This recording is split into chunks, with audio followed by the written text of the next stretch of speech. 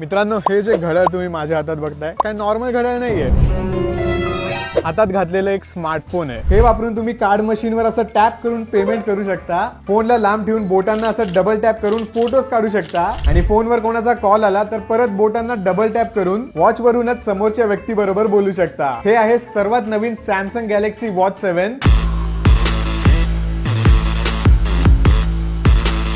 त्यात तुम्हाला armour aluminium असलेली बॉडी आणि सफायर ग्लास असलेली स्क्रीन मिळती. सॅमसंगचं एक्सक्लुझिव्ह गॅलेक्सी AI मिळतं, जे तुम्ही वॉच मध्ये रेकॉर्ड केलेलं फोन मध्ये समराइज करून बघू शकता.